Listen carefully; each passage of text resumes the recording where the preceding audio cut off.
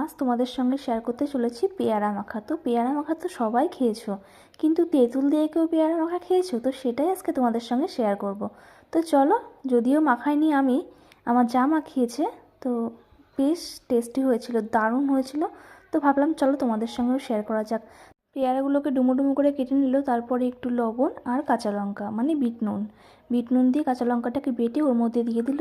তারপরে সস আর একটু দিয়েছিল কাসন, পরিমাণ মতন লবণ, বিট লবণ কিন্তু, আর সামান্য একটু চিনি।